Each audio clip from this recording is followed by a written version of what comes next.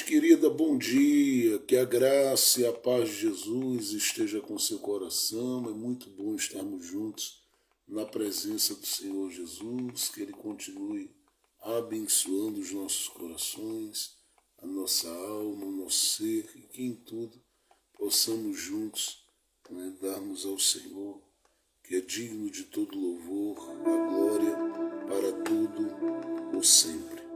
Nós vamos ler o salmo que temos lido continuamente aqui,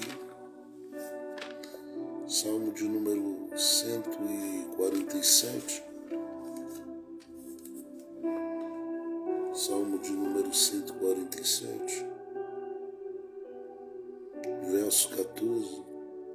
Ele é o que estabelece a paz em teu território. Ele é quem estabelece ou põe em paz o teu território. Que o Deus dos céus possa estabelecer essa paz sobre seu solo, sobre a sua casa, sobre o seu território. Vamos orar. Pai, é mais um motivacional, é mais um momento de aprendizado, é mais um momento de comunhão, é mais um momento de renovação, é mais um momento marcado pela Tua graça e pela Tua bondade. Nós não temos palavras.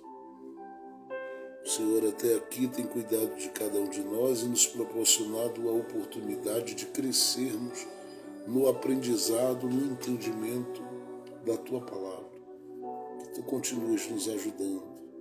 Nós somos carentes e dependentes de Ti, precisamos do Senhor em tudo, em tudo.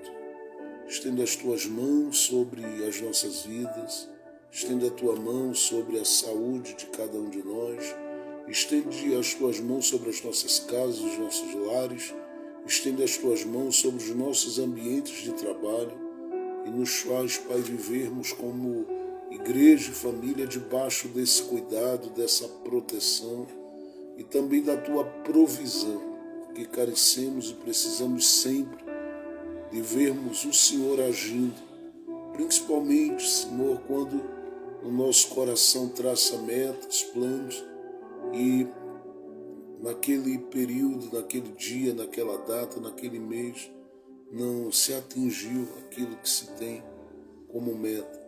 Mas o Senhor é o Deus, provedor de todas as coisas. A palavra diz que Tu és dono do ouro, dono da prata. E Tu cuidas desta mulher, deste homem, do Teu filho, da Tua filha, em tudo que eles fazem, assim como cuida de cada um de nós.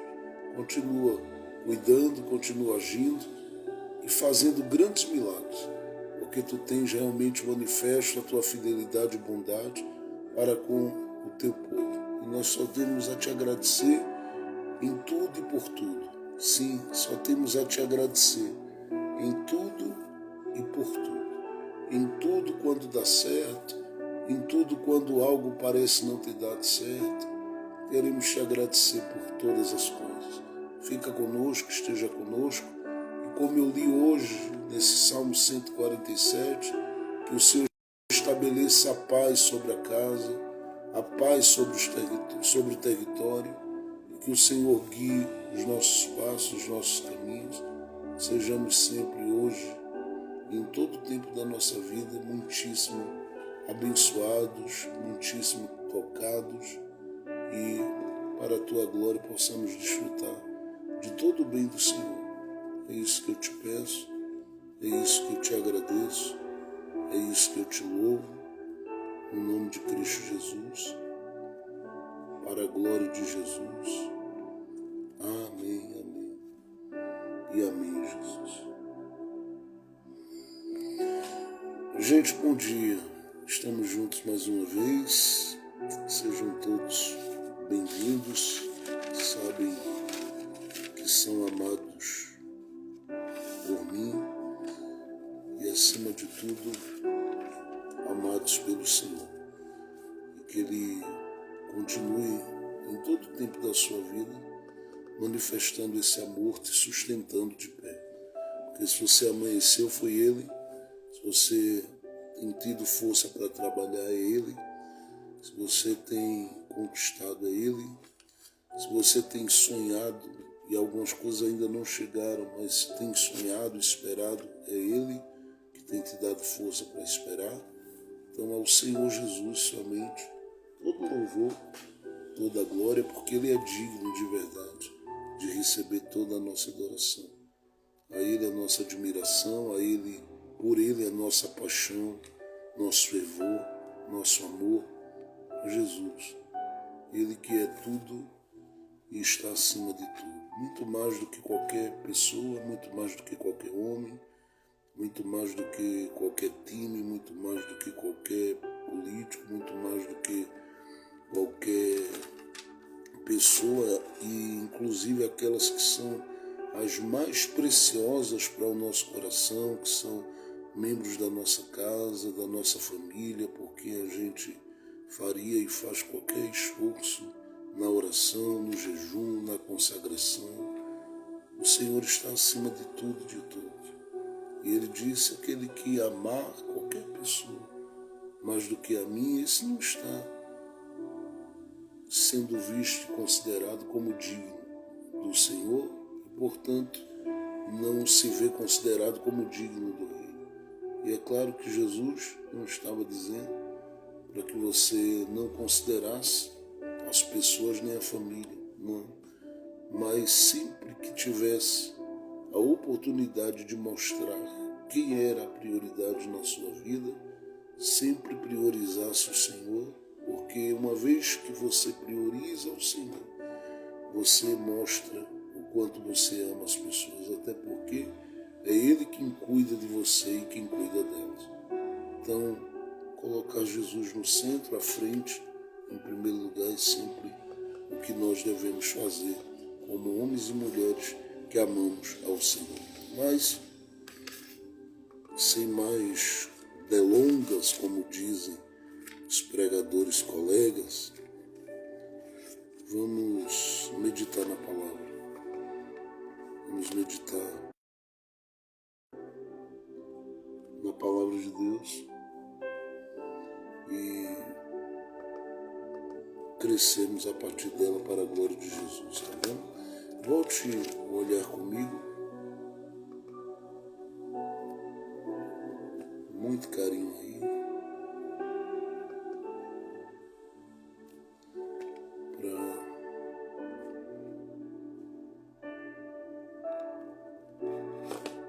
deixa-me só alterar aqui o fundo musical para a gente começar.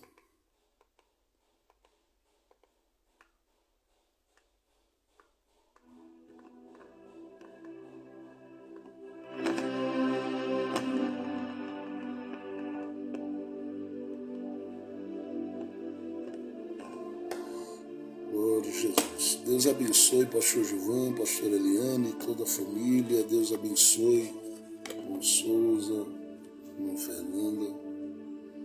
Deus abençoe minha irmã Luciana. Deus abençoe sua vida.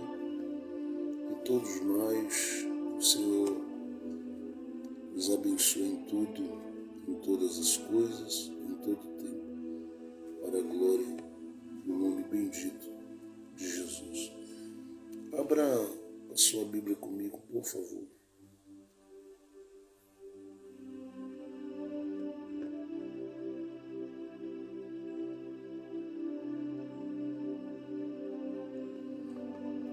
Primeiro livro das Crônicas.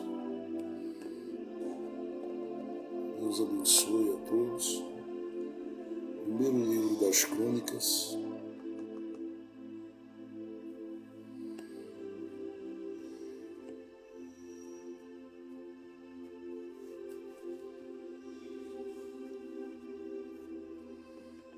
Glória a Jesus.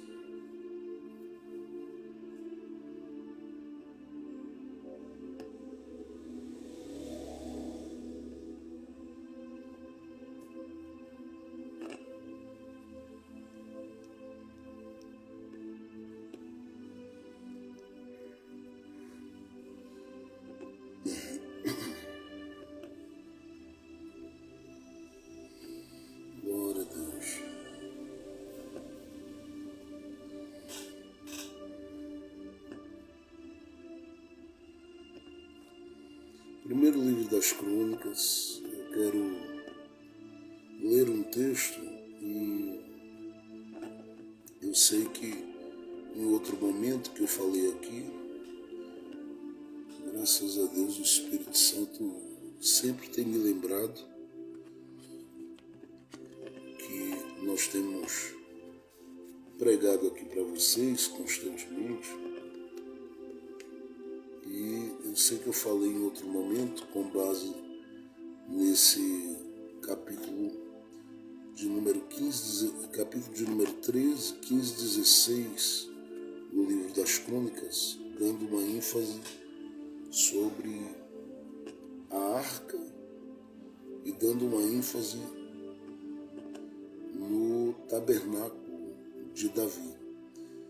E dividi, eu acredito, em 2, 3 partes dessa reflexão que eu fiz com vocês e falei um pouco também, claro que não entrei em detalhes, sobre a presença do tabernáculo de Moisés em dias do tabernáculo de Davi. Mas hoje eu quero trazer uma palavra dentro desse contexto, mas bem diferente, uma vez que nós estamos falando sobre fortalecendo o coração. Eu quero olhar com você no capítulo de número 15, aí, o livro das Crônicas, e quero ler com você a partir do verso de número 25. Diz assim, primeiro livro das Crônicas, capítulo 15, versículo 25. Deixa-me mudar aqui o fundo musical mais uma vez, porque acaba dando uma anestesia aqui na minha alma, e aí, dependendo do fundo musical, a gente acaba ou aumentando o ritmo ou perdendo. Para quem tem uma alma musical como eu tenho, uma alma muito ligada a sax, teclado, essas coisas que eu não toco, mas gosto de ouvir, fico totalmente ligado com isso. Então acaba que muitas vezes a gente vai com o instrumental e viaja e aí sente o impacto.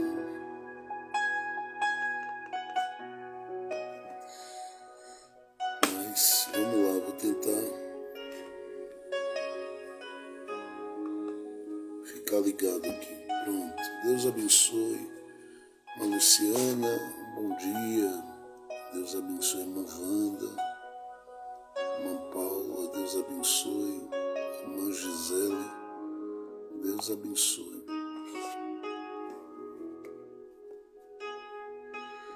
Primeiro livro das Crônicas é o capítulo, verso de número 25 ao verso 29 é o texto, ou a perícope que eu quero ler com você. Sucedeu, pois, que Davi e os anciãos de Israel e os capitães dos milhares foram com alegria para fazer subir a arca da aliança do Senhor da casa de Obed-edom. E sucedeu que, ajudando Deus, os levitas que levavam a arca da aliança do Senhor sacrificaram 7 novilhos e 7 carneiros. E Davi, vestido de um manto de linho fino, como também todos os levitas que levavam a arca, e os cantores, e Quenanias, mestre dos cantores. Também Davi levava sobre si um éfode de linho. E todo Israel fez subir a arca da aliança do Senhor com júbilo, e ao som de cornetas, e de trombetas, e de símbolos, fazendo ressoar alaúdes e harpa. E sucedeu que, chegando a arca da aliança do Senhor à cidade de Davi, Mical, a filha de Saul, olhou de uma janela e, vendo a Davi dançar e tocar, o desprezou no seu coração. Deixe-me ler esse verso de número 28 e 29, outra vez. Enquanto eu estou falando aqui, está chegando aí algumas mensagens e acaba gerando uma distração aqui, não aqui na live, no grupo, mas mensagem aqui externa, fora da live aqui.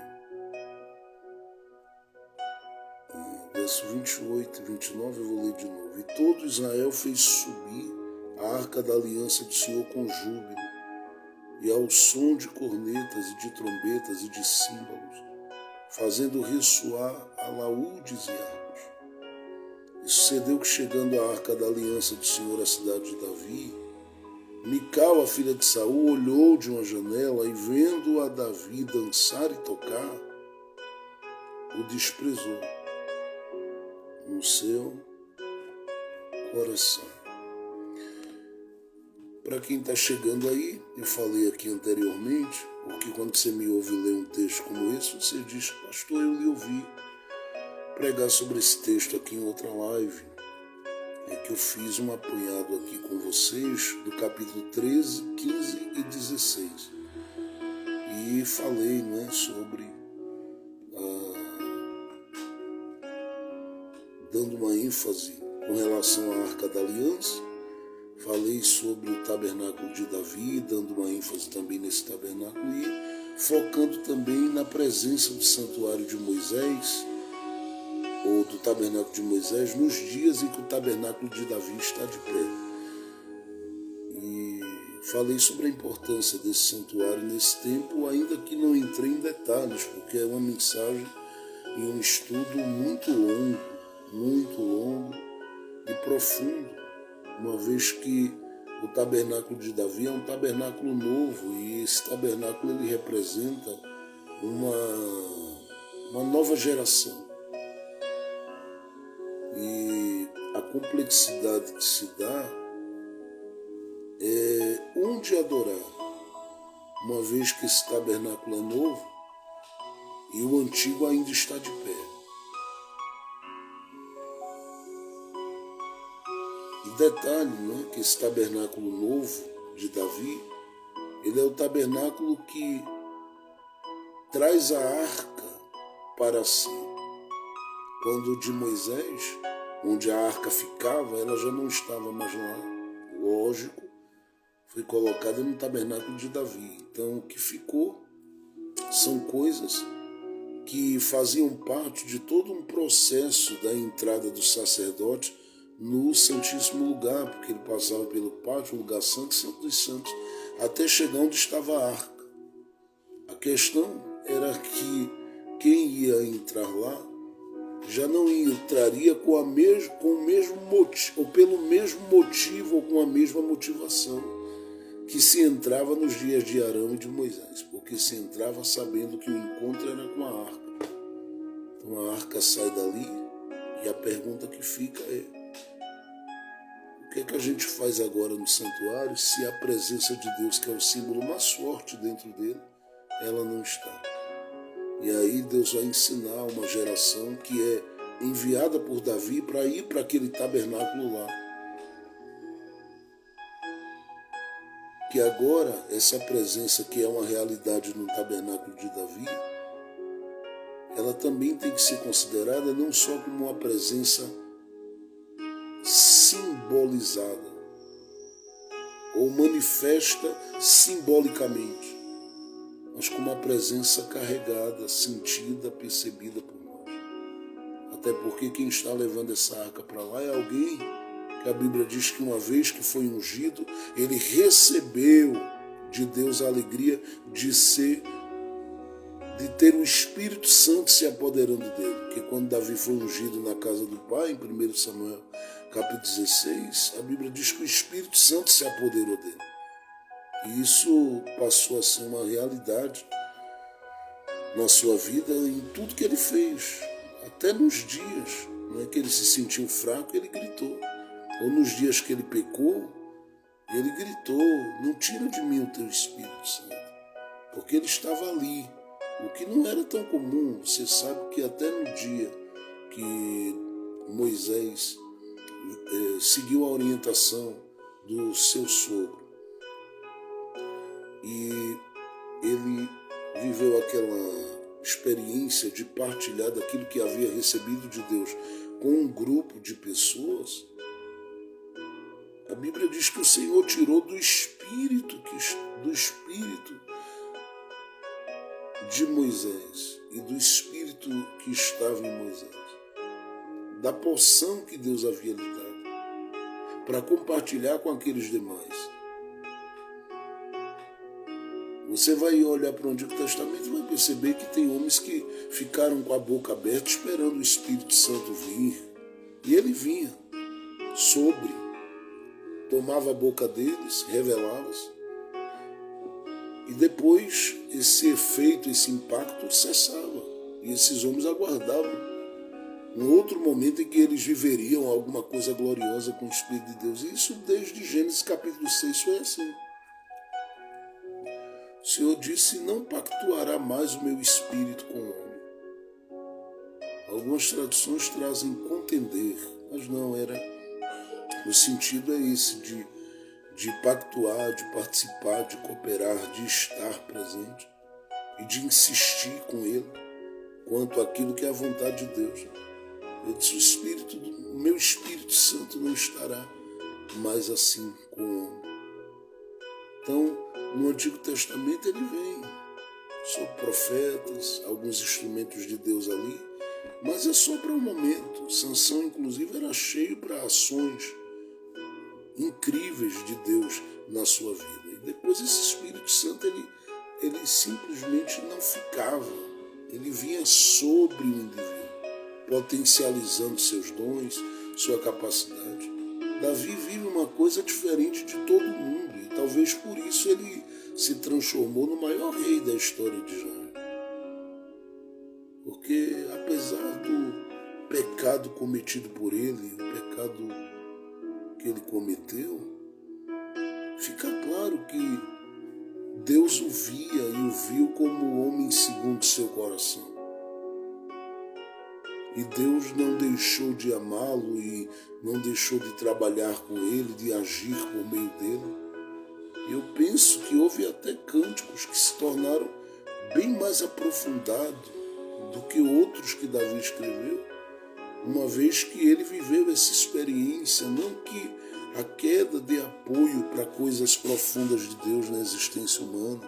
Ela machuca, ela debilita, ela fragiliza, ela deixa a gente vulnerável, ela deixa a alma e o ser da gente totalmente abatido e sentindo o Espírito Santo triste com a gente. E a gente é tentado todo dia, porque por mais crente, por mais santo que você seja, tem algum momento que você é tentado a querer pegar alguma coisa, apertar alguma coisa, devorar alguma coisa, provar alguma coisa. Por mais crente, a gente precisa deixar de lidar com a vida como se a gente não sentisse desejo, vontade, como se a gente fosse uns robôs. Nós somos seres humanos, a gente vê, acha bonito e quer morder. A gente vê, acha bonito e quer devorar. A gente é cheio de fome quanto a algumas coisas. Fica aquela questão de alguém que ensinou a um jovem, dizendo para ele, olha, porque ele disse, eu queria saber como é que eu faço na minha caminhada, no meu trajeto, na minha vida, para não ser vencido por isso que quer me matar todo dia. E aquele homem disse para o jovem, bom, se você tem 2 cachorros em casa, e um é cachorrão, top demais, e o outro é um cachorrinho desses, mais simples, considerado mais simples. E você pega esse que é o top e deixa ele sem ser alimentado, e decide alimentar esse outro mais simples, quem vai ficar mais forte? E aí ele disse, é claro que é o mais simples. Então ele disse, bom, Isso é só para ilustrar uma verdade entre a sua natureza e o seu espírito. E o espírito, sua natureza humana e o espírito. Quem mais você alimenta, mais forte fica. E Davi permitiu, que um viajante fosse alimentado e conheceu o pecado de Corá. É incrível como Deus ensina a cada um de nós através da vida de Davi, porque a vida de Davi, ele decidiu não ser uma vida de um monarca apenas, mas a vida de alguém que tinha profundidade na relação com Deus, e essa profundidade na relação com Deus o faz compor coisas que mexem com a gente. Se você lê o Salmo 51, ele talvez para você tenha até mais significado do que outros salmos que ele escreve. Porque é ali que ele diz: cria em mim, ó Deus, um coração puro. Renova em mim um espírito reto. E ali ele vai revelar uma coisa das mais terríveis que a humanidade precisava ter consciência e saber. E está aí, mas não se lê, não se considera. Está no Salmo 51. Ele diz lá: um coração contrito e quebrantado, Deus não resiste. Ele não disse o coração contrito de Davi apenas. Porque ele poderia dizer: Deus não resiste. Eu sei que tu não resistes ao meu coração contrito e quebrantado. Me responde. Ele disse não, ele disse: há um coração. Seja ele de quem for, e pode ser como Paulo se considera, porque Paulo disse: miserável homem que sou, pode ser o coração do mais miserável homem dessa terra. Mas se Deus achar um coração rendido, arrependido, quebrantado, desejoso de andar em santidade, viver uma vida alinhada com o seu plano. E claro que isso não depende somente do indivíduo, depende de Deus, que é Deus quem santifica, é Deus quem se põe no coração do indivíduo, é Deus quem se revela para o indivíduo, é Deus quem faz cair as escamas do indivíduo. Claro que o indivíduo no coração, ele olha e diz: essa é a graça de Deus para mim, eu me agarro com ela, eu não abro mão dela, eu quero essa graça sobre mim. Mas não é do pecado de Davi que eu quero falar, eu quero que você considere que ele vive uma experiência de ter o Espírito Santo agindo dentro dele, com ele, de uma forma realmente que era incomum, porque no Antigo Testamento não era assim. No Novo, o Espírito Santo já está aqui, já está aí. Ele é onipresente. Ele é Deus.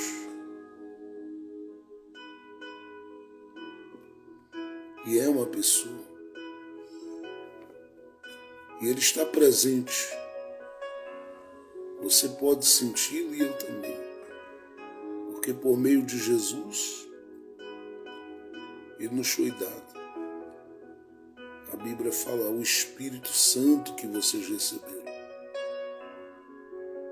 Ele que veio para ensinar, para instruir, para convencer do pecado, da justiça e do juízo. Ele que veio para fazer saber, porque João diz na sua epístola que nós temos a unção do Santo.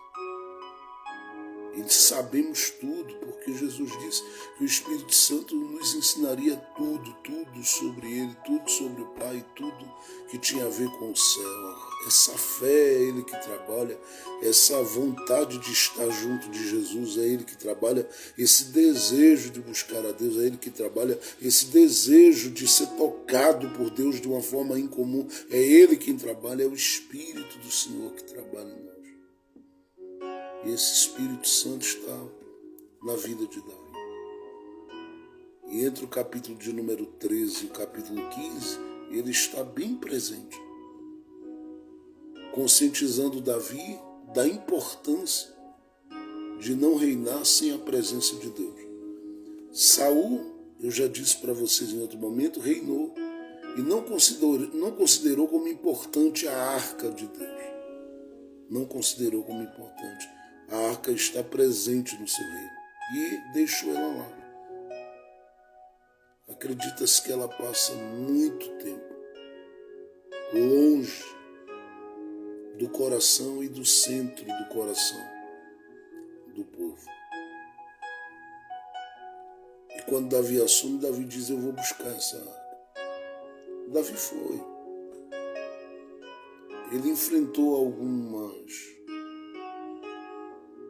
alguns embates e algumas alterações no caminho por uma atitude precipitada que ele tomou.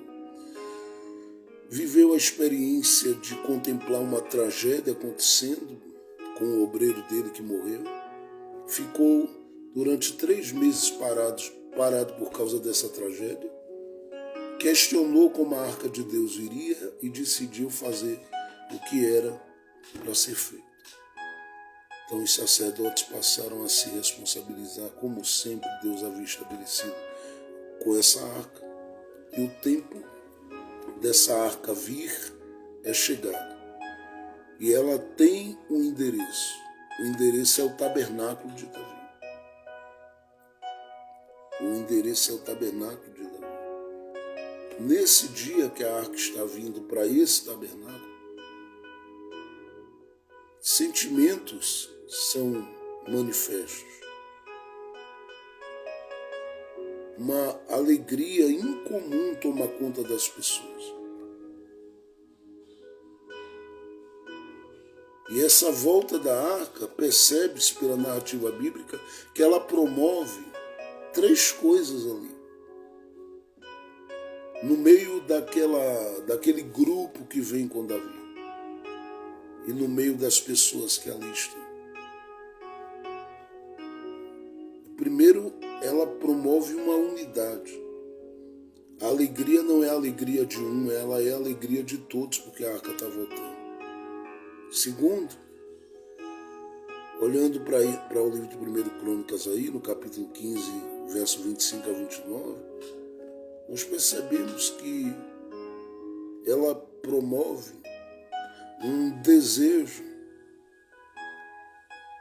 de centralizar toda essa celebração na pessoa de Deus. E aí, o que é que se faz? Cada um pega o que se poderia apresentar de melhor num culto e coloca diante de Deus. E aqui a oferta deles é o louvor, é a adoração, é a entrega. Porque o texto diz no verso de número 28, e todo Israel fez subir a arca da aliança do Senhor. Aí o texto diz, com júbilo. Isso é um ponto. Mas aí na continuidade vem o segundo ponto que eu estou destacando. Ao som de cornetas, de trombetas, de símbolos, fazendo ressoar alaúdes e harpas. Fazendo ressoar.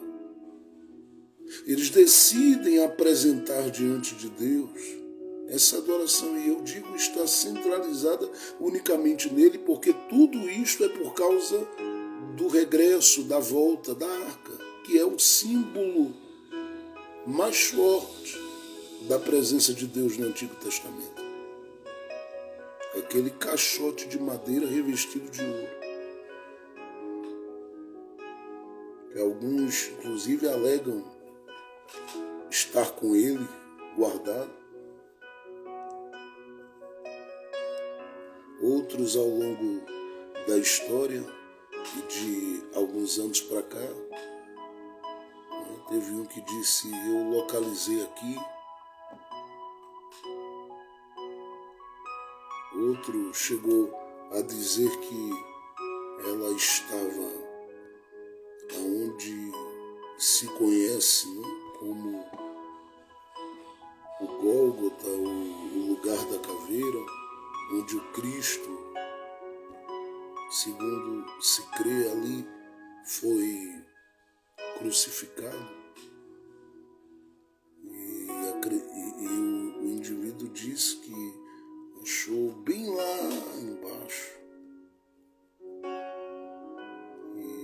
E ele usa um texto da narrativa de Mateus para dizer que o sangue do Cordeiro de Deus que foi morto, que se entregou na cruz, desceu ali.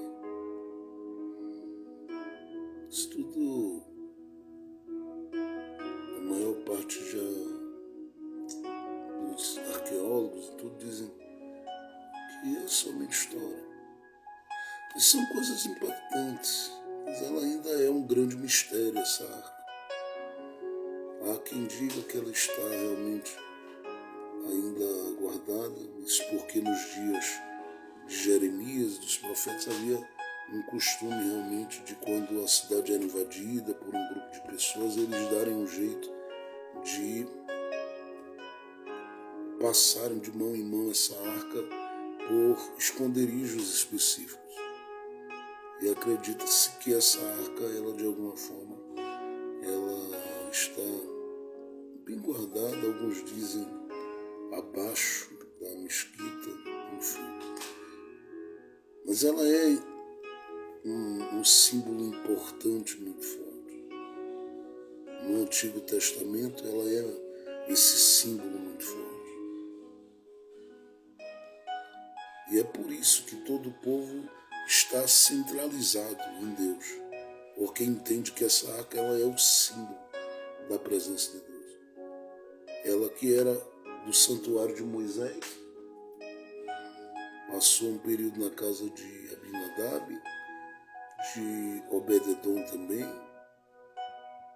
Agora está vindo para o tabernáculo de Davi, todo mundo está celebrando a Deus e dando a Ele com instrumentos o melhor da sua adoração e do seu louvor. Mas aí tem uma terceira coisa importante, porque a arca, nesse regresso aqui, ela promove a unidade, ela promove esse culto, cuja centralidade dele está em Deus e é oferecido a ele o melhor, como eu disse. Mas em terceiro lugar, é bom que se diga no verso 28,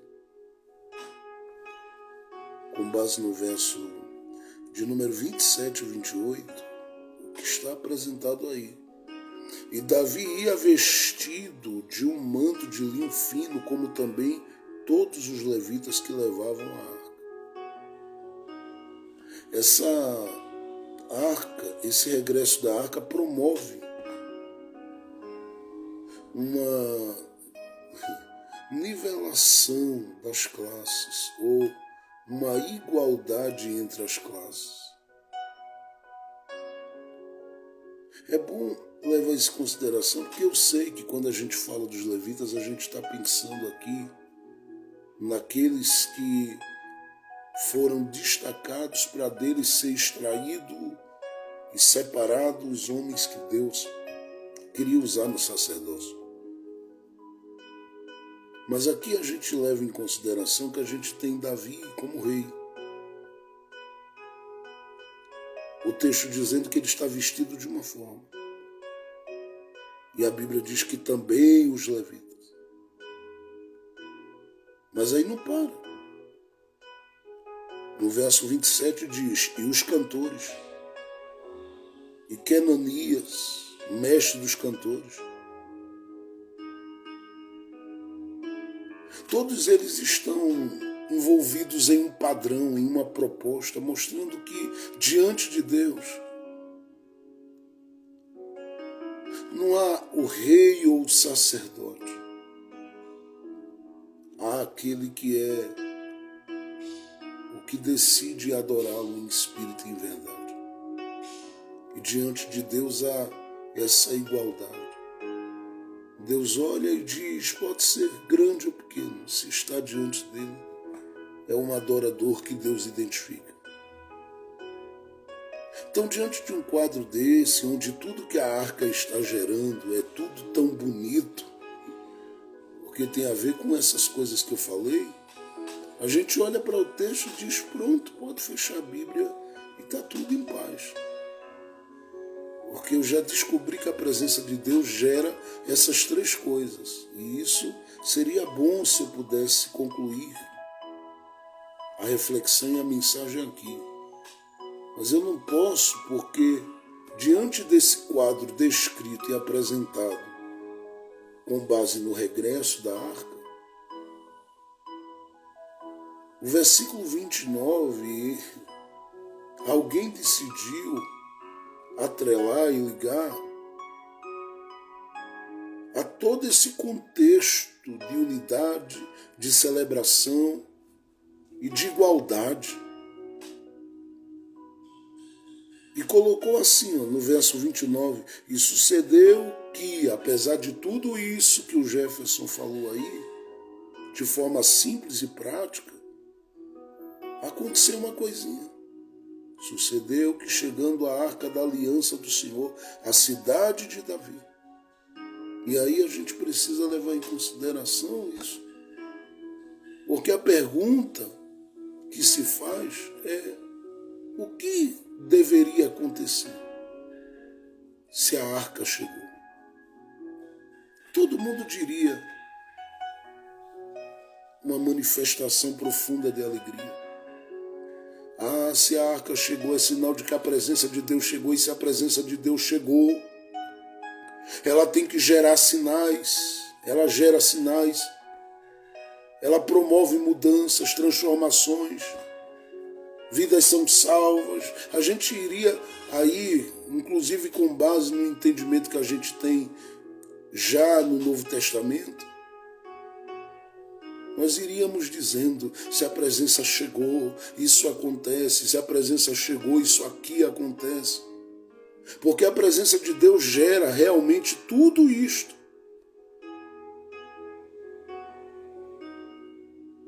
É por isso que eu falei tanto de Davi na relação dele com o Espírito Santo anteriormente. Porque a presença de Deus gera tudo isso, e aquilo que ele apresenta no Salmo 51, a partir do verso 10, é porque a presença de Deus, ela gera isso. Ela manifesta o perdão, a misericórdia, a compaixão, o poder, a renovação, a autoridade, a graça. A gente iria longe falando. Só que a Bíblia diz que quando essa presença representada por esse símbolo que é a arca, ela chega para Davi,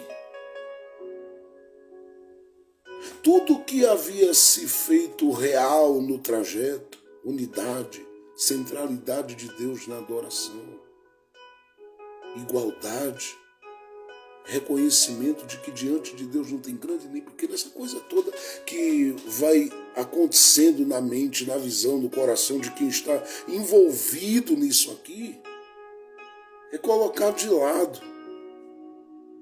Porque tudo isto que Davi está respirando, e é por isso que a Bíblia faz questão de dizer. Se você tomar o livro de 2 Samuel, lá no capítulo 6, você vai perceber lá a Bíblia dizendo que Davi dançava. Ele sacrificava e ele dançava. Então ele vem com todo aquele gozo, com toda aquela alegria, com todo aquele gosto de Deus na alma. E dentro de alguns minutos, isso tudo vai começar a ruir. Isso tudo vai começar a romper. Isso tudo vai começar a ser atingido. Por quê? Porque quando Davi chega, ele se depara com a casa dele. Quando Davi chega, ele se depara com a família dele. Quando Davi chega, ele se depara com o lar dele. Quando Davi chega, ele se depara com a casa dele. E ao encontrar-se com a casa, Todo mundo diria, bom, se a presença de Deus voltou, a casa estará em gozo, a casa estará feliz, a casa estará alegre, a casa estará pujante, a casa estará vibrante, a casa estará renovada. Mas não é bem isso que Davi acha, não é bem isso que Davi encontra, não é bem isso que Davi encontrou. O que Davi encontra me deixa pensativo e me faz considerar algumas coisas.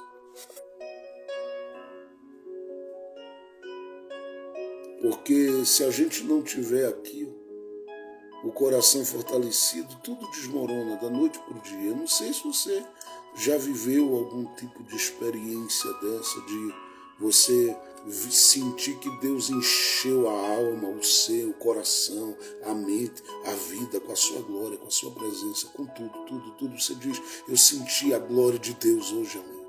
Eu vivi Deus ali. Eu experimentei a glória de Deus. Em 15 minutos, junto de algumas pessoas, você se perceber como alguém que parece que não viveu nada no culto. Como um vaso trincado por onde escorreu o azeite. Se você não se sentiu assim, eu tenho uma triste notícia para lhe dar. Em algum momento você vai se sentir desse jeito. Porque quando vem por meio de notícias e de outras coisas que mexem, não é uma coisa, você lida com aquilo e você vai trabalhando com essa informação. E vai tentando ver como é que você ajusta isso diante do que você recebeu. E dependendo da carga que você recebeu, as más notícias você já chega dizendo, mas vai dar tudo certo, Jesus está no comando e pronto.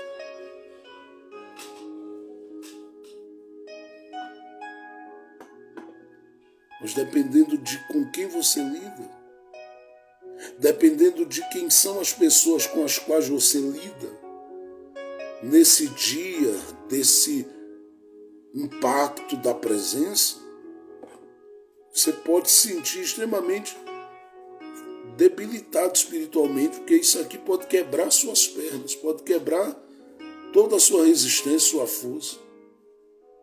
Até porque, imagina, a pessoa que Davi encontra aqui, que é Mical, ela traz 3 lembranças a Davi.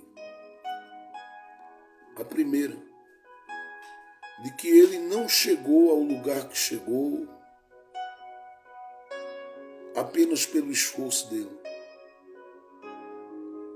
mas porque Deus o ajudou em tudo, manifestando que a escolha era autêntica, genuína e real. Segundo, ela traz a lembrança que Davi, apesar de todo o ódio que o cercou durante muito tempo da sua vida, em algum momento ele foi muito amado por alguém. Aqui eu não me refiro a Mical. Eu me refiro a um amigo irmão que Davi teve. Que você sabe bem quem é, que era Jonatas. Olhar para Mical era lembrar que Jonatas um dia existiu em um tempo de ódio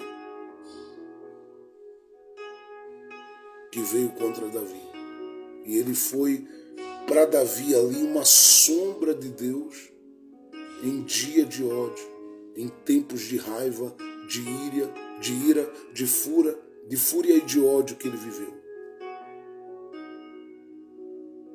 Olhar para Mical, para Davi, era lembrar disso. Mas uma terceira coisa, Mical trazia à memória de Davi. Era a lembrança de que, apesar de todas as amarguras, todas as agruras, todas as esquisitices, todas as dores que a vida proporciona a qualquer um que sonha aqui, Deus foi extremamente fiel em todos os detalhes, fazendo Davi chegar onde ele disse que chegaria.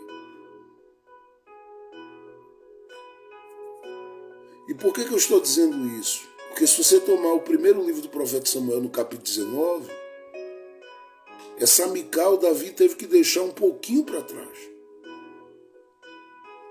E ela mesma orientou. Porque quando Saul mandou buscar Davi, você lembra? Dizendo, olha, não quero saber como ele está lá, traga ele.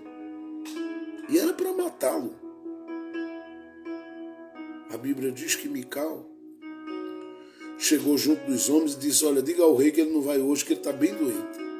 E não era. E aí os homens foram e Saul disse, vai lá, arranca ele com cama e tudo do quarto da casa, tira ele de lá, traga com cama, com tudo para cá. Doente, quebrado, pode vir do jeito que for, mas traga ele para cá.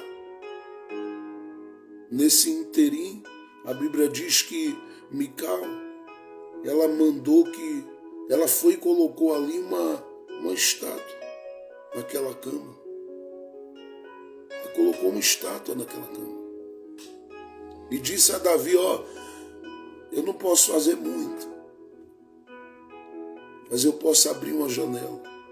Aí abriu a janela ali e disse para ele, sai por aqui e foge, porque se tu ficares aqui, eles vão te matar. E aí ele sai por aquela janela e vai embora.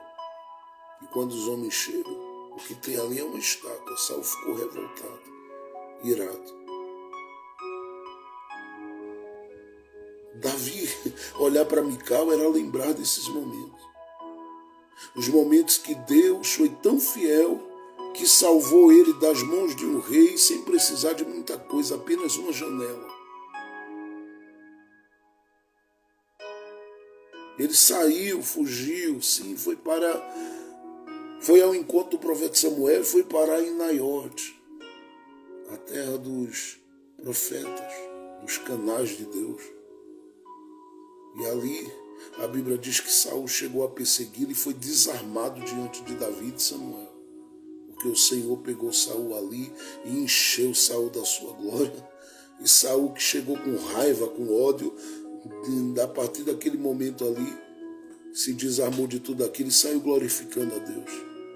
Mostrando claramente que se Deus quisesse trabalhar e mudar alguma coisa em Saul, ele faria. E aí você diz, por que não mudou, pastor? Tem lá em 1 Samuel capítulo 8, que eu já estudei com vocês aqui, a explicação de tudo isso. É só pegar o capítulo 7 e o capítulo 8 de 1 Samuel. Então Davi lembra que Deus foi fiel com ele. E aqui para ele é o que dói, porque no livro das crônicas não há essa preocupação de dar uma ênfase a tudo isso que acontece aqui, porque o foco de quem está registrando está na arca. Na celebração, no culto, na festa, e para ele é como se ele dissesse assim, vira a página. E alguém, ei, pare aí, coloca aí, o quê? Que teve um desprezo de Mical na história. E ele diz, olha, se depender de mim, o desprezo não vai ter espaço, porque a presença vale mais. Só que em 2 Samuel capítulo 6, o texto diz que houve diálogo. O texto diz que houve sentença. O texto diz que houve uma alteração profundíssima na vida de Mical por causa dessa atitude de não considerar a presença de Deus. É claro que ela estava como mulher com ciúme. Mas esse ciúme que se torna destrutivo para a própria vida, nunca ajudou nem ajuda, nunca cooperou e nem coopera com ninguém. E é normal que você sinta, que você tenha, dentro de um limite, uma medida.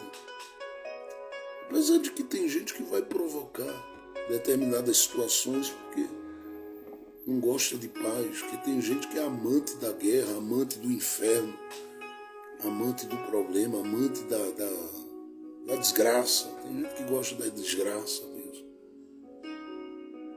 Mas tem outros que são amantes do bem, da paz, da tranquilidade e gostam de estar tranquilo. Mas para todos esses, que dançam diante de Deus aliviados porque a arca veio, eles sempre encontrarão alguém que tudo que ele deveria lembrar a partir desse alguém eram essas coisas que eu falei, inclusive que Deus é fiel. Mas às vezes não lembram, porque eles acabam lembrando às vezes através dessas pessoas. Acaba sucumbindo, acaba sendo implodido diante dele por causa da manifestação de desprezo. Porque com esse desprezo aqui de Mical, o texto diz, ela o desprezou no seu coração, mas foi discernido, foi percebido. E o pior de tudo foi falado.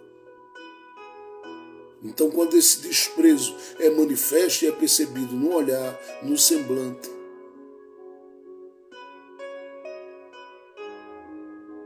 esse desprezo afeta. Quando eu digo que afeta, que afeta. Ainda que Davi, naquele momento, parece não ter sido afetado, porque alguém diz assim, olha, pastor, mas ele continuou adorando, não foi? Foi, mas você, com base em 2 Samuel capítulo 6, você percebe o que é que ele falou. Ele praticamente saiu da graça por alguns minutos e disse para ela, não tem problema, enquanto você me despreza, eu sou louvado entre as mulheres de Israel. O que é que você acha que ele estava dizendo com isso?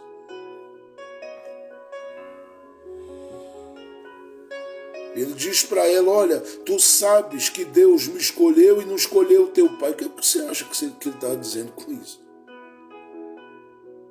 Tu estás aí com problema porque comigo Deus está e porque Deus deixou teu pai e tudo mais. Davi sabia a ferida que ele estava mexendo, ele sabia que a mulher tem um apego com o pai diferenciado. Ele sabia onde é que estava mexendo na ferida dela.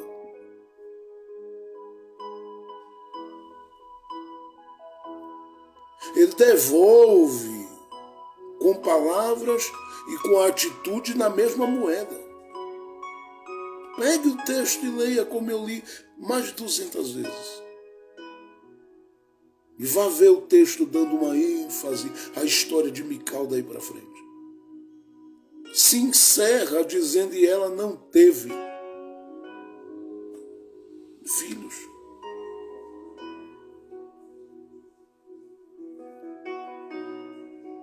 E quando eu cheguei nesse ponto aqui, me veio duas coisas que eu preciso dizer a vocês para encerrar nesta manhã sobre a importância de termos o nosso coração fortalecido, porque senão a gente sai do ambiente da dança, da alegria, para o ambiente da maldição rapidinho. Porque você acaba olhando para tudo que lhe é oferecido, desconsiderando seu esforço, porque, gente, se a gente olhar do capítulo 13 para cá, tem esforço de Davi, tem choro de Davi, tem reflexões de Davi por tempo que ele passa, pensando, projetando como virá a mim a arca do Senhor.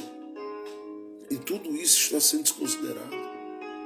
Tem a alegria de toda uma geração que não via a arca fazia tempo, contemplando a arca.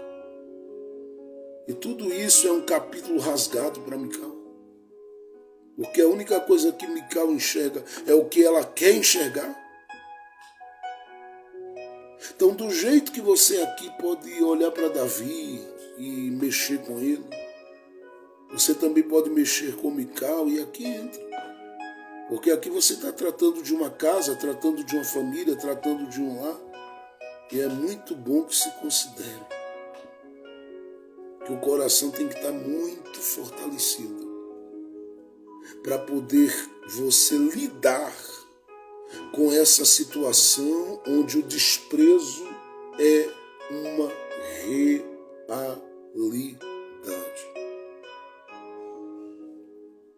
e sem perder a tranquilidade e a paz. Então tem 2 pontos aqui que eu quero trabalhar rapidamente com vocês e encerrar. Porque quando o texto diz, e sucedeu que chegando à arca, Mical, vendo Davi dançar e tocar, o desprezou.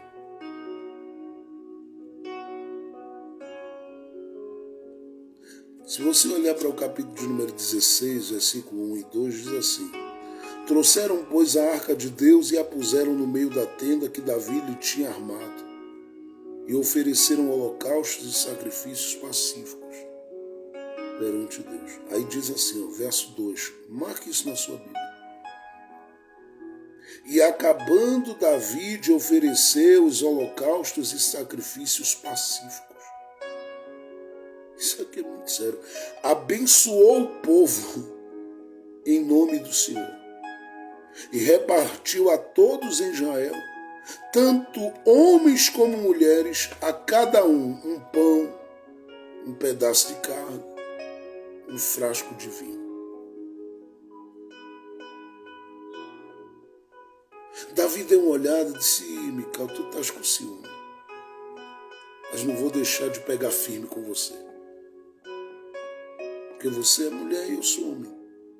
Você tem suas características, eu tenho as minhas. Você tem sua sensibilidade e eu tenho também minha razão. E eu estou celebrando a Deus. Você não se sente feliz por me ver celebrando a Deus? Então Davi vai e bate de frente. Só que ele bate de frente entendendo que ele tem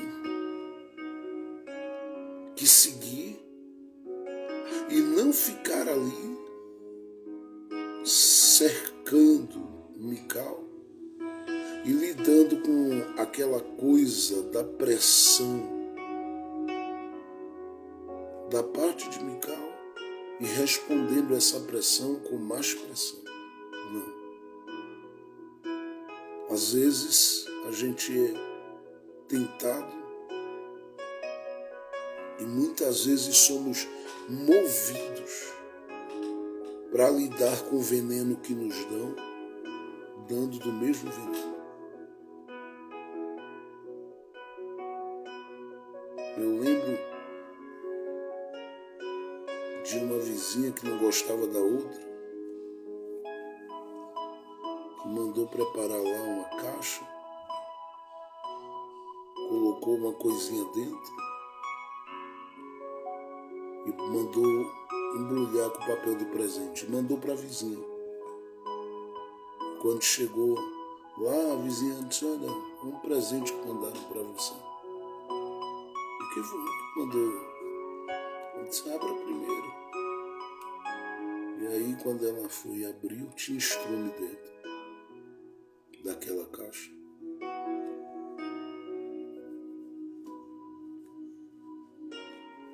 E aí ela disse: quem foi que mandou isso para mim? Você vê que tem pessoas que são diferentes. Ela disse: é a sua vizinha. Eu disse: é aquela que não gosta de mim. Eu não sei nem porquê. Tá tudo bem. Não vai embora não, que eu tenho um presente para mandar para ela também. E diga a ela também que eu agradeci, porque esse estrume vai servir para alinhar aqui minhas plantinhas, minhas coisas. E a terra aqui. Foi lá, pegou um buquê de flores e disse: leve isso aqui para ela. E aí chegaram e entregaram. E a outra, quando viu, quase morre. Eu mando estrume, ela manda flores. É que ela não tinha olhado que a vizinha tinha mandado um bilhete e alguém entregou e disse: olha, tem um bilhetezinho aí que ela mandou. E estava escrito lá: cada um dá o que tem.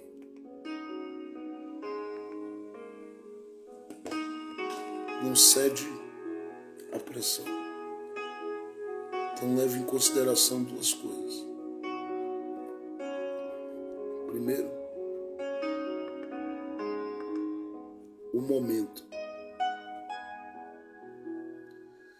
Porque quando se trata de lidar com as pessoas mais próximas de você, você precisa entender o momento.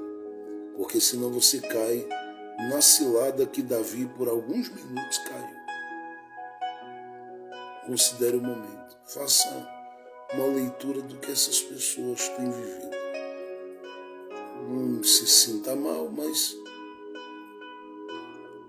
Davi deve ter olhado e dito: Mical não está bem hoje. Mas eu vou falar com ela porque foi muito esforço para trazer a arca até aqui. Eu vou falar com ela e dizer: eu estou me alegrando porque Deus é na minha vida. Considere o momento. Faça uma avaliação antes de dizer qualquer coisa, de pensar qualquer coisa. Avalie o momento. Às vezes tem um contexto ali de dor, um contexto de feridas, um contexto de luto e às vezes um contexto onde tem a ver com aquela fase do período que a mulher vive. Às vezes alguém está vivendo um período de tensão. Então considere o momento. E é aí onde entra a questão do coração, porque se você tem o seu coração fortalecido, você não se deixa, porque é isso que eu estou te dizendo, você não se deixa levar pela cobrança, pela pressão, pela indireta, por qualquer coisa que se diga. E é isso. Eu falei de equilíbrio aqui em outro momento justamente porque a gente é vítima dos momentos de outros. Dependendo de como está o dia, de como está a tarde, se pagou a conta, não pagou, se comeu direitinho, não comeu. E aí dentro do ambiente de trabalho ou em qualquer lugar que você entrar, já entra dizendo qual é o momento que cada um aqui está vivendo. Deus me dê graça para discernir, para perceber. E o Senhor vai te ajudar nisso. Segundo, leve em consideração que nem todos que estão com você, eles respiram o que você respira. O que é a alegria de Davi para Davi? A presença de Deus. O que seria a alegria para Mical? Sei lá. Entender que Davi estava ali sob seu cabresto? Talvez.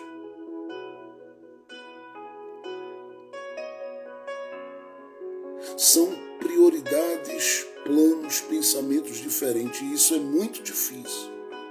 Que eu sei que é. Quando você vai estar no ambiente de trabalho e você lida com todo mundo, você chama todo mundo para correr, todo mundo para avançar, todo mundo para crescer, todo mundo para ir, nem todo mundo terá o mesmo pique, a mesma vontade, o mesmo desejo, o mesmo plano.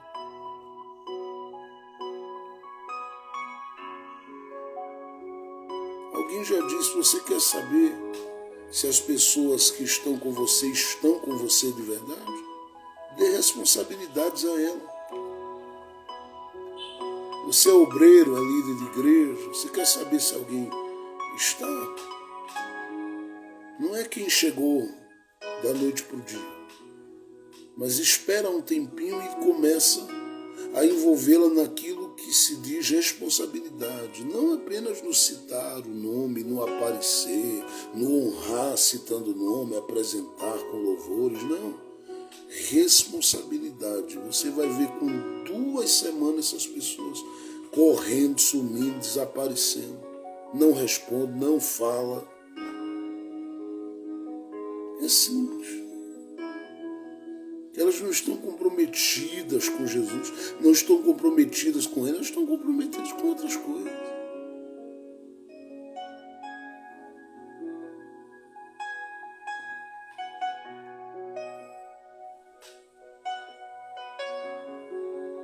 Saiba que você carrega com você algumas coisas que você considera importantes, porque Deus te formou e te lapidou e trabalhou em você para que essas coisas fossem sua prioridade. Aqueles com quem você convive vão, isso não importa se é um esposo, um filho, uma filha, um parente, o que for. Cada um tem a sua individualidade, eu não estou falando nem dela. Porque às vezes a mente e o coração daquela pessoa esteve em todo o tempo focado em uma única coisa só. E Deus, olhando para a sua vida, está focado em outra. Porque Ele gerou em você um sentimento por outra coisa. E se você entende isso, aí você... Tem hora que você vai querer falar demais, como eu falo. Você segurar um pouquinho. Tem hora que você vai olhar e dizer, não é possível que me botaram nessa situação. Você vai ter equilíbrio, graça e vai dizer, Jesus, toma a frente aqui. Provê isso, resolve isso, age naquilo e Ele vai ser glorificado na sua vida. E como é que eu faço isso, pastor? Aí é que são elas. Porque Davi faz algumas coisas nesse capítulo 16 aqui, que não era bem o meu foco, mas eu vou citar, porque li aqui. Porque o que ele faz é em continuidade ao que acontece. Eu vou responder ao desprezo. E por que esse desprezo? Esse desprezo tem a ver com o momento. Esse desprezo tem a ver com o que fulano ou fulana considera a prioridade. Então, deixa eles com as prioridades. E eu vou orar pelo indivíduo, orar pela pessoa. Para que Jesus trabalhe nela e conscientize do que é de verdade o mais importante. Mas o que é que Davi faz para poder, sabe, depois de ter caído naquele estresse todo com Mical, ele parar um pouquinho e dizer, não, eu não vou perder Deus, não. Eu vim tocando, eu vim dançando, não, eu quero conexão com o céu. Eu quero estar ligado com o trono da graça, com o trono da glória de Deus. Eu quero viver experiências profundas com meu Deus. Então o que é que ele faz? 3 coisas Davi faz aí. Sempre gosto de destacar esses 2 pontos. Vou falar de 2 hoje. A Bíblia diz assim: trouxeram, pois, a arca de Deus e a puseram no meio da tenda que Davi lhe tinha armado e ofereceram holocaustos e sacrifícios pacíficos perante Deus. Aí diz assim, o verso 2, e acabando Davi de oferecer os holocaustos, o que é que Davi faz? Ele se conecta a quem está ligado no mesmo propósito que ele. Essa é a primeira coisa que ele faz. A Bíblia diz que quando terminaram, quem terminou? Ele diz quem vem no júbilo, quem vem tocando, quem vem cantando, quem vem adorando, quem vem celebrando, quem vem... Davi disse, eu vou me... Não, eu estava conectado com esse povo, parei, interrompi a conexão para me ligar com quem tá cheia de desprezo, de amargura, de mágoa, disso, daquilo, pelo amor de Deus. Deixa eu me reconectar a essa galera aqui que está envolvida no mesmo plano, no mesmo pensamento, no mesmo propósito. É por isso que às vezes Deus te tira de lugares, é por isso que Deus às vezes não te permite nem ir a mais lugares, é por isso que às vezes Deus não te permite sentar com muita gente. Porque vão tirar você do foco, vão tirar você do plano, vão tirar você do propósito. Se conecte, porque você só consegue lidar se você buscar conexão com quem está pensando nas coisas de cima como você. Esse é o primeiro ponto. Quem se conecta com a raiva, terá a raiva transbordando em você também. Quem se conecta com a rejeição, com o desprezo, vai desprezar também. Isso vai transbordar. Então, cuida do teu coração e não se permita de forma nenhuma se desconectar de gente cujo coração está ligado nas coisas que você está ligado. Você diz, é isso que eu quero em Deus. Se essas pessoas estão ligadas nisso, conecta o teu coração a elas. Conecta o teu coração. Conecta o teu coração a elas. Liga o teu coração com o coração delas. E deixa o Senhor agir a partir daí, porque daqui para frente muita coisa vai acontecer de Deus. Segundo, eu vou tentar parar aqui. Olha o que Davi faz. Verso de número 2. E acabando Davi de oferecer os holocaustos e sacrifícios pacíficos, abençoou o povo em nome do Senhor.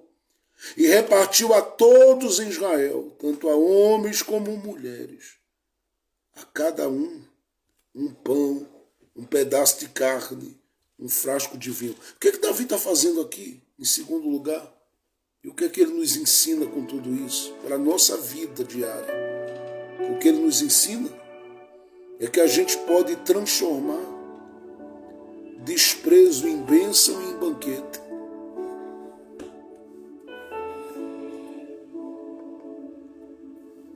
É você quem faz a festa? Ou é você quem curte o amargor do desprezo? A gente é humano, sente, a gente é humano, chora, a gente é humano, sofre. Mas todo esse processo transforma em festa, transforma em banquete. Na verdade, tudo na vida você pode transformar em festa e banquete, em luto, perda, tudo. Basta você se conectar a gente cujo coração está ligado no mesmo plano, no mesmo propósito de Deus para a sua vida.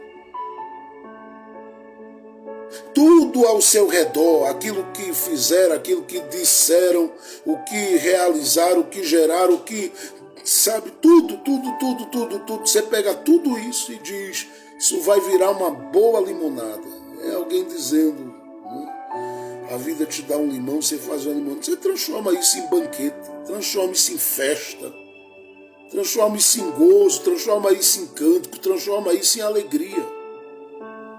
Você vai parar na vibe de Mical, meu irmão.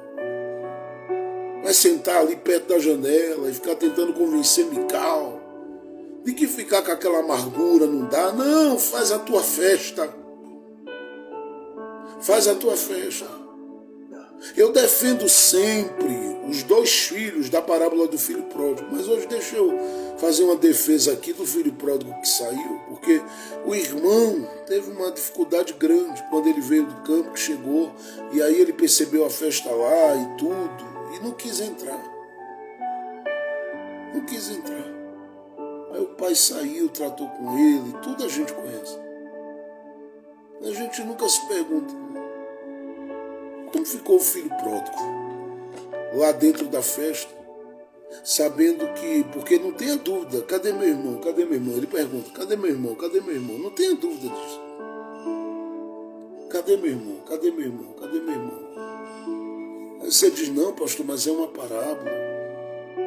E isso são, assim, umas historinhas que Jesus contou para trazer lições, sim, mas essas historinhas que Jesus contou, muitas delas vêm de situações que ele viu, que podiam acontecer naqueles dias. E onde há pessoas, a história se repete. Então imagina ali ele olhando, diz, cadê meu irmão? E alguém dizendo, teu irmão está lá fora, teu irmão não quer entrar. Porque você vai ler o texto e não percebe a parábola terminando, dizendo que ele, se alegrou, abraçando o irmão, fez festa. Não, o pai vai lá curar ele. Mas a grande questão aqui é aprender a continuar vivendo a nossa festa, apesar de quem não quer vivê-la. Aqui eu quero hoje, com essa palavra, dizer, fortalece teu coração e faz a tua festa. Faz a tua festa. Porque Mical, na sua festa, ela vai ver você dizer: olha, Mical, hoje nós temos suco de laranja, suco de cupuaçu. E ela vai dizer: só gosto de limão. Mical, nós temos lasanha de frango. Mical, nós temos aqui um misterinho que foi feito aí pelo melhor dos cozinheiros ou das cozinheiras do Brasil ou do mundo. Quer um pouco? Ela vai pedir lá um maracujá. Não, eu só como fruta. Agora, com quem você se conecta que está ligado no mesmo propósito? Você diz: ei, tem um cuscuz aqui pra gente. Ele faz do cuscuz um banquete. Faz do cuscuz uma festa. Olha, tem uma macaxeira, tem uma batata doce. Ele pega a batata doce e faz da batata doce um prato francês. E é esse o convite do Espírito Santo para a gente hoje.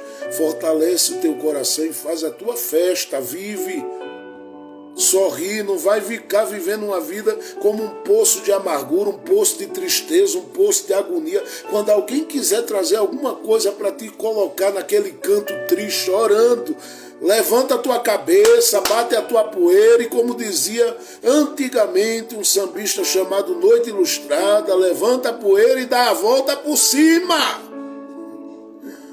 Te ergue, caminha.